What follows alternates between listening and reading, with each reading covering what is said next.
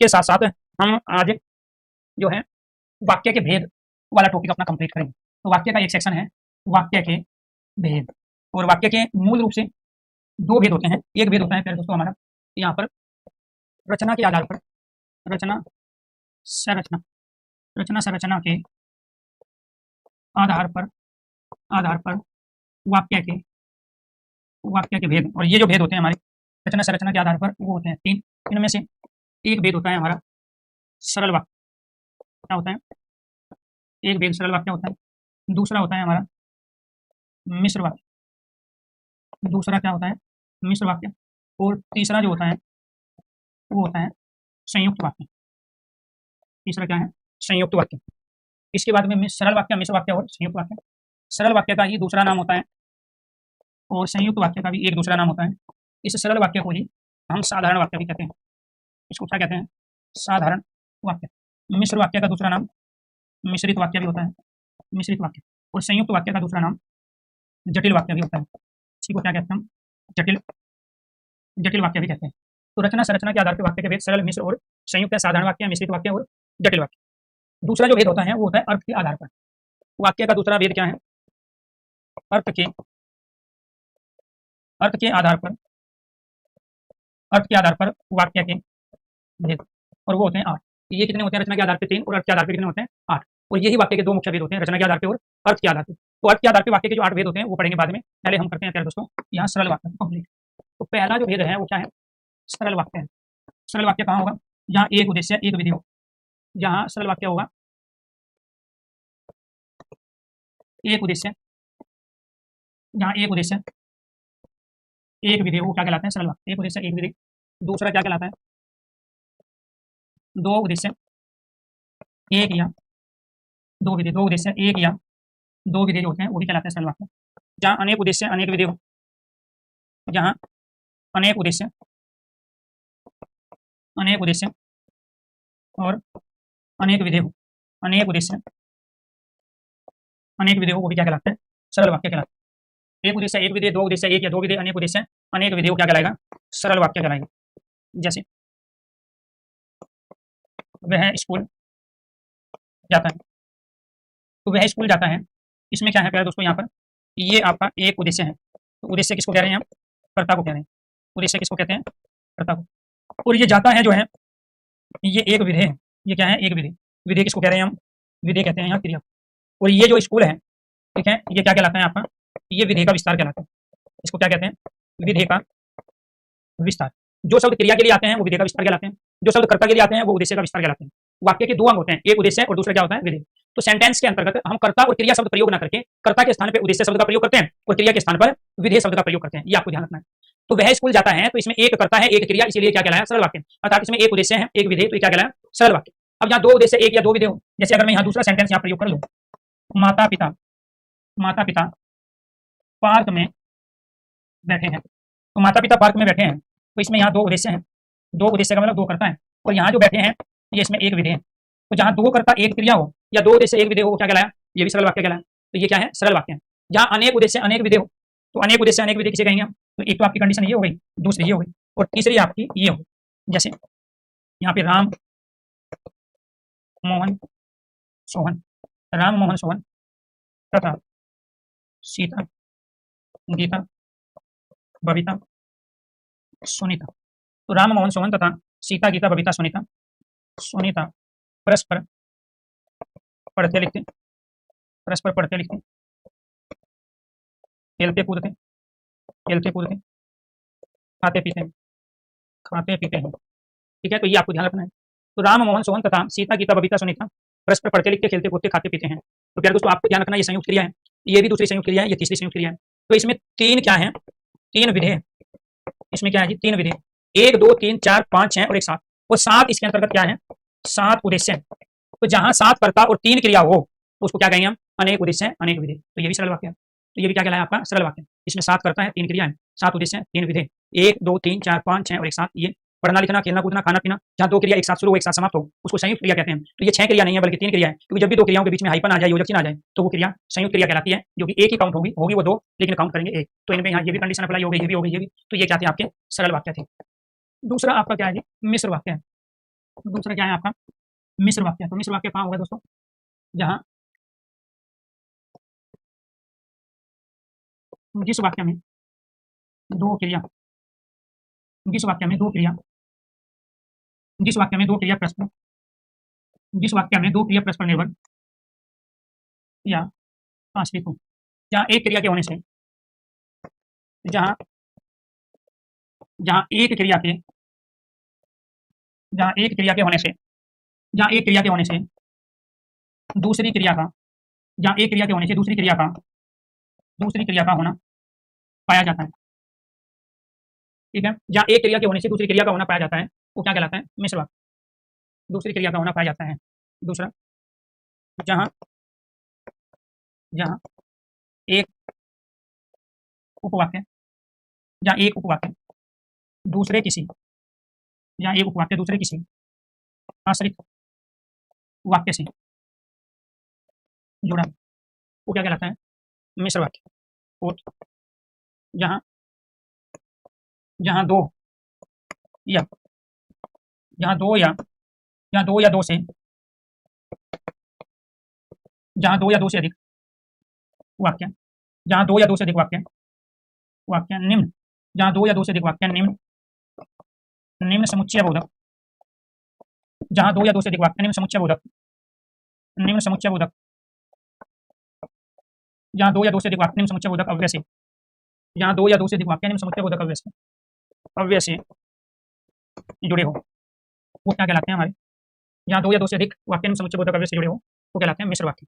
और वे समुच्चय बोधक अव्यय कौन से होते हैं, कि, तो, इसलिए, ताकि, चूंकि, जिससे कि, जो जिसने जैसा वैसा जैसे वैसे क्यों और क्यों ज्यों और क्यों आदि। तो ये क्या है, ये चार कंडीशन है जो आपको सेंटेंस पे अप्लाई करके पहचानना है कि इनमें से कौन सा मिश्र वाक्य है। तो वाक्य में दो क्रिया होगी, दोनों एक दूसरे पर डिपेंड होगी, निर्भर होगी, आश्रित होगी, ये आपको ध्यान रखना। चलो कौन कौन से वाक्य हैं जी आपको यहाँ पे देख, गांधी जी ने कहा कि सदा सत्य बोले, यदि बिहार में चुनाव निष्पक्ष होंगे तो परीक्षा भी निष्पक्ष होगी। सूरज निकला इसलिए अंधेरा भाग, सूरज निकला इसलिए अंधेरा भाग, वह घड़ी मिल गई जो आपने मुझे जन्मदिन पर दी थी। पांचवा,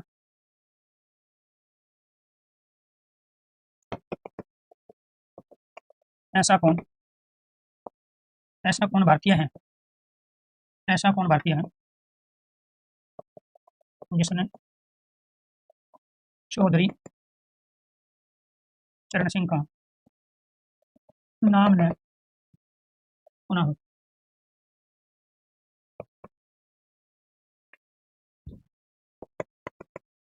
ज्यों ही मैं घर पहुंचा त्यों ही बरसात होने लगी।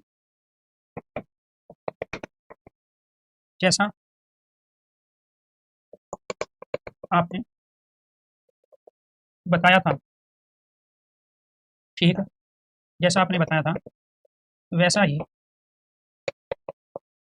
परीक्षा में हुआ। जैसे मुझे पता चला वैसे ही मैं घर से निकल लिया। ये सारे के सारे क्या है जी, मिश्र वाक्य। ठीक है, तो यहाँ पर गांधी जी ने कहा सदा सत्य बोलो, तो दोस्तों यहाँ पे हमने की का प्रयोग किया है, इसमें तो का प्रयोग हुआ है, इसमें इसलिए का प्रयोग, जो का प्रयोग, जिसने का प्रयोग, त्यों, ज्यों, वैसा, जैसा, वैसे, जैसे, ये कंडीशन अप्लाई हो गई। और जहां दो या दो से अधिक वाक्य निम्न समुच्चयबोधक अव्यय से जुड़े हो, और कौन से समुच्चयबोधक अव्यय हैं? कि, तो, इसलिए, ठीक है, जो, जिसने, जैसा, वैसा, जैसे, वैसे, ज्यों और त्यों, इन सब का प्रयोग किया हमने इन सेंटेंसों में। ये रहे कि, तो, इसलिए, जो, जिसने, ज्यों, त्यों, जैसा, वैसा। क्लियर? तो ये आपको ध्यान है। जी जी, जो टॉपिक नहीं हुए वो सारे टॉपिक कराए जाएंगे, जो टॉपिक बचे हैं उनको कराते ही आपका कोर्स कंप्लीट हो जाएगा। ठीक है, जो चीज़ चल रही है उसके जब आपसे क्वेश्चन पूछे जाएंगे तो सही नहीं होंगे। क्यों? क्योंकि आप ये मान लेते हो कि एक बार चीज़ देखने पढ़ने से आप उसके विद्वान बन गए, ऐसा पॉसिबल नहीं है। और खासकर लैंग्वेज के मामले में तो ऐसा होता ही नहीं। भाषा में एक चीज़ को 2 से 3 बार आपको कंप्लीट करना पड़ता है, तब जाके वहाँ से पूछे जाने वाले क्वेश्चनों के सही आंसर आप दे पाओ। तो इसलिए तसल्ली से पढ़ो, ढंग से पढ़ो। ठीक है, इसके बाद आ जाओ, जिस वाक्य में 2 क्रिया परस्पर निर्भर आश्रित हो, तो 2 क्रिया कौन सी परस्पर निर्भर आश्रित है? देखना एक बार। गांधी जी ने कहा, यहाँ कहा और सदा सत्य बोलो, तो ये बोलो किस पर डिपेंड है? कहा। यदि बिहार में चुनाव निष्पक्ष होंगे तो परीक्षाएं भी निष्पक्ष होगी, तो परीक्षा का निष्पक्ष होना किस पर डिपेंड है? बिहार में चुनाव के निष्पक्ष होने पर। यहाँ अंधेरा भागना किस पर डिपेंड है? सूरज के निकलने पर। तो इनमें सब में क्या था? जिस वाक्य में 2 क्रिया परस्पर निर्भर आश्रित हो तो ये अप्लाई हो गई। जहाँ एक क्रिया के होने से दूसरी क्रिया का होना पाया जाता हो, एक क्रिया के होने से वह घड़ी मिल गई जो आपने मुझे जन्मदिन पर दी थी, तो जन्मदिन पर दी थी वह घड़ी मिल गई, एक दूसरे पर डिपेंड है। एक क्रिया के होने से दूसरी क्रिया है, सूरज का निकलना, अंधेरा का भागना, चुनाव का निष्पक्ष होना, परीक्षा का निष्पक्ष होना। क्लियर? ऐसा कौन भारतीय जिसने ज्योति सिंह का नाम न सुना हो? बाद वाली चीज पहले पर डिपेंड है। ठीक है, जो ही घर पहुंचा तो ही बरसात होने लगी, बरसात का होना, घर पहुंचना, परीक्षा वैसा ही परीक्षा में होना जैसा आपने बताया था।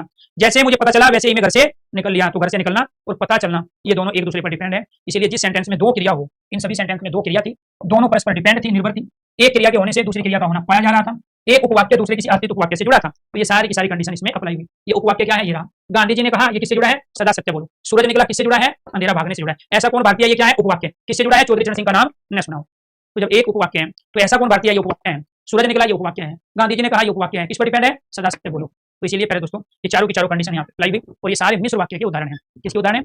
मिश्र वाक्य के उदाहरण है। अब आपकी जो यहाँ पे तीसरा जो वेद है वो है संयुक्त वाक्य। तीसरा वेद किसका है? संयुक्त वाक्य। तो संयुक्त वाक्य कहाँ होगा? इसको भी समझिए। संयुक्त वाक्य जिस वाक्य में 2 क्रिया हो, जिस वाक्य में 2 क्रिया हो, परंतु, जिस वाक्य में 2 क्रिया हो परंतु, परंतु, जिस वाक्य में 2 क्रिया हो परंतु एक दूसरे पर, जिस वाक्य में 2 क्रिया हो परंतु एक दूसरे पर निर्भर ना हो, जिस वाक्य में 2 क्रिया हो परंतु एक दूसरे पर निर्भर ना हो, तो क्या कहलाता है? संयुक्त वाक्य कहलाता है। परंतु एक दूसरे पर निर्भर ना हो, जहां जहां 2 क्रिया, जहां 2 क्रिया, जिस वाक्य में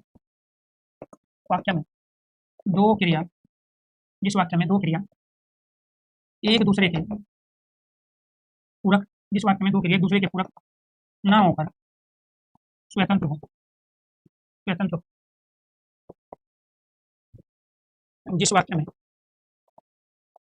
जिस वाक्य में, जिस वाक्य में, जिस वाक्य में 2 सरल वाक्य, जिस वाक्य में 2 सरल वाक्य या मिश्रित वाक्य, जिस वाक्य में 2 सरल वाक्य या मिश्रित वाक्य, मिश्रित वाक्य निम्न समुच्चय बोधक, जिस वाक्य में 2 सरल वाक्य या मिश्रित वाक्य निम्न समुच्चय बोधक, निम्न समुच्चय बोधक, जिस वाक्य में 2 सरल वाक्य मिश्रित वाक्य निम्न समुच्चय बोधक अव्यय, निम्न समुच्चय बोधक अव्यय द्वारा जुड़े हो, जिस वाक्य में 2 सरल वाक्य या मिश्रित वाक्य निम्न समुच्चय बोधक अव्यय द्वारा जुड़े हो, तो क्या कहलाते हैं? वो संयुक्त वाक्य कहलाते हैं। कौन से हैं जी? जैसे और, या, अथवा, वह, किंतु, परंतु, लेकिन, वरन, बल्कि, यद्यपि, और, या, अथवा, वह, किंतु, परंतु, लेकिन, वरन, बल्कि, यद्यपि, तथापि, तथापि, और, या, अथवा, वह, किंतु, परंतु, लेकिन, वरन, बल्कि, यद्यपि, तथापि, इनमें से किसी का भी प्रयोग होगा तो वे क्या कहलाएंगे? हमारी संयुक्त वाक्य। जैसे सूरज निकला और, सूरज निकला और अंधेरा भागा। जी। दूसरा, यद्यपि मैं वहां नहीं था तथापि पूरी घटना, यद्यपि मैं वहां नहीं था तथापि पूरी घटना बता सकता हूँ, यद्यपि मैं वहां नहीं था तथापि पूरी घटना बता सकता हूँ। तीसरा, मैं स्टेशन पहुंचा, मैं स्टेशन पहुंचा, परंतु रेलगाड़ी चली गई और रणवीर या रणधीर में से कोई एक शादी में जाएगा।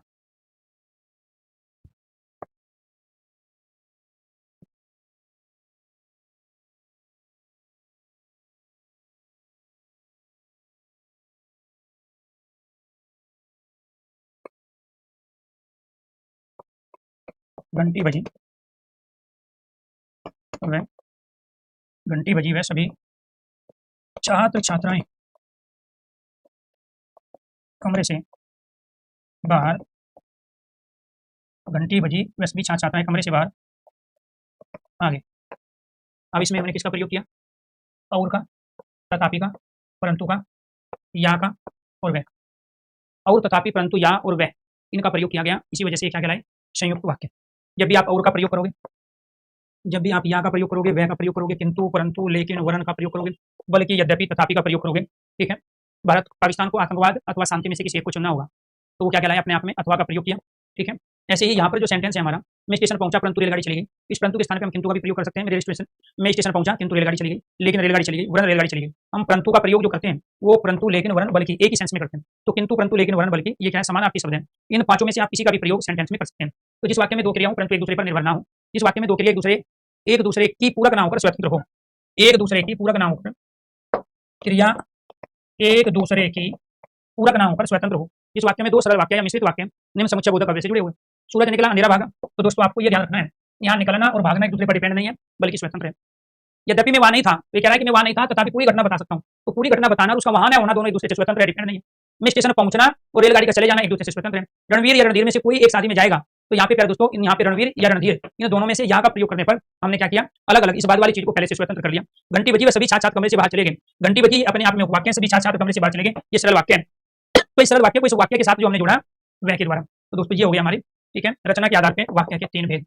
अगर यहाँ तक चीजें क्लियर हो गई हो तो एक बार सारे स्टूडेंट ओके कीजिए, कीजिए सरल वाक्य, मिश्र वाक्य और संयुक्त वाक्य। अब हमें जो क्लियर करना है वो है अर्थ के आधार पर वाक्य के 8 भेद। ठीक है, अर्थ के आधार पर वाक्य के 8 भेद। तो यहाँ पे अर्थ के आधार पर वाक्य के भेद। तो अर्थ के आधार पर वाक्य के कितने भेद होते हैं? 8 भेद होते हैं। अर्थ के आधार पर वाक्य के 8 भेद। इनमें से एक होता है हमारा विधानवाचक वाक्य, विधानवाचक वाक्य। इसी का ही दूसरा नाम है सकारात्मक, इसी का ही दूसरा नाम है सकारात्मक वाक्य। तो विधानवाचक वाक्य को हम क्या कहेंगे? जहां या जिस वाक्य में, जिस वाक्य में क्रिया का होना, जिस वाक्य में क्रिया का होना पाया जाता है, जिस वाक्य में क्रिया का होना पाया जाता है वो क्या कहलाता है? विधानवाचक वाक्य कहलाता है। दूसरा, जहां विधि का विधान हो, विधि का विधान हो, सनातन सत्य हो, सनातन सत्य हो, अर्थात यूनिवर्सल ट्रुथ, सार्वभौमिक सत्य हो, वो क्या कहलाता है? विधानवाचक वाक्य। जो घटना, जो घटना सत्य प्रसंग, जो घटना सत्य प्रसंग, इतिहास, भूगोल, राजनीति शास्त्र, जो घटना तथ्य प्रसंग इतिहास भूगोल राजनीति शास्त्र, इतिहास भूगोल राजनीति शास्त्र, विज्ञान, विज्ञान आदि, जो घटना तथ्य प्रसंग इतिहास भूगोल राजनीति विज्ञान आदि, विज्ञान आदि विषयों के, विज्ञान आदि विषयों के अनुकूल हो, विज्ञान आदि विषयों के अनुकूल हो, तो वो क्या कहलाते हैं? हमारे विधानवाचक वाक्य या सकारात्मक वाक्य। जैसे, जैसे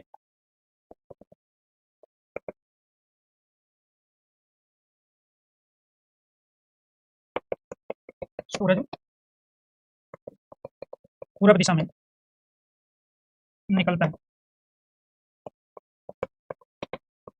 हिमालय पर्वत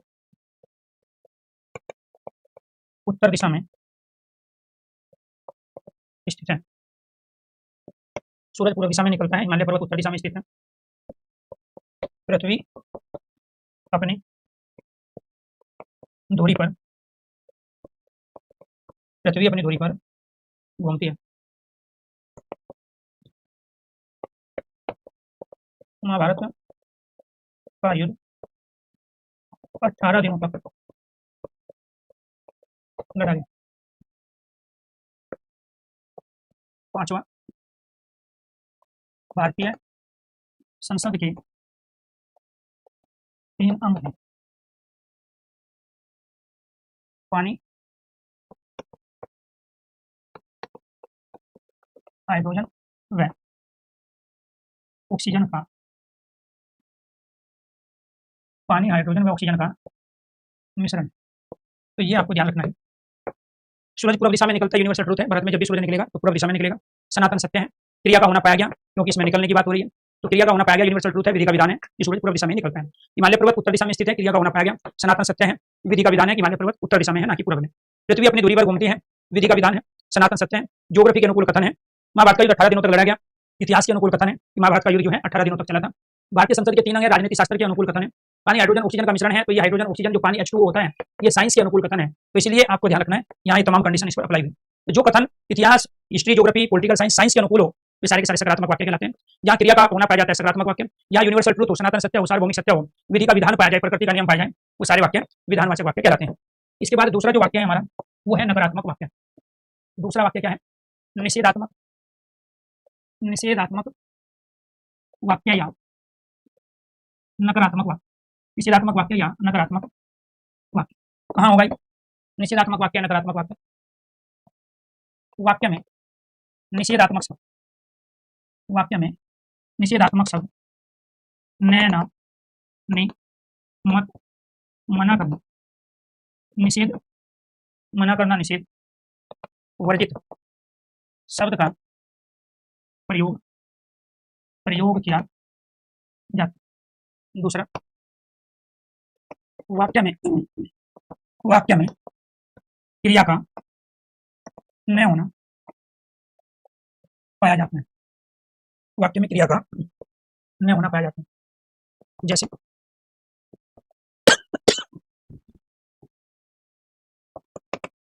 आपने मेरा यह काम नहीं किया, तो इसमें क्या आ गया?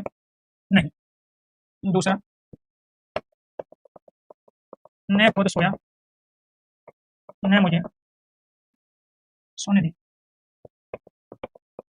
ना खुदा मिला, ना विशाले सनम। यहाँ गाड़ी खड़ी करना सख्त मना है। कृपया गंदगी न फैलाएं, शोर मत करो, यहाँ से प्रवेश निषेध है। तो प्यारे दोस्तों, यहाँ पर नहीं आ गया, न आ गया, ना आ गया, मना आ गया, न आ गया, मत आ गया, निषेध शब्द आ गया। तो जहाँ वाक्य में निषेधात्मक शब्द है, न, ना, नहीं, मत, मना करना, निषेध, वर्जित, बीड़ी सिगरेट पीना वर्जित है, ठीक है, शराब पीना स्वास्थ्य के लिए हानिकारक है, ठीक है। तो वाक्य में क्रिया का न होना पाया गया हो, तो आपने मेरा यह काम नहीं किया, वाक्य में कार्य पाया नहीं गया, कृपया गंदगी न फैलाए। तो जिस भी वाक्य में क्रिया का न होना पाया जाता हो, जिस वाक्य में निषेधात्मक शब्दों का प्रयोग हो, तो उसको क्या कहते हैं हम? नकारात्मक या निषेधात्मक वाक्य। कल वाली क्लास में जो हम पढ़ेंगे, वो पढ़ेंगे प्यारे दोस्तों तीसरा भेद, और वो है इच्छावाचक वाक्य। अब हम लेंगे आपकी 5 मिनट तक कंटिन्यू आपके कमेंट जो आप पढ़ते समय करते रहते हो। चलो, तो इस रजनीश कुमार का सर आप जो पढ़ा रहे हैं वही आएगा ना? बिल्कुल आएगा भाई, ठीक है। पिछले 15 सालों से ऑफलाइन 6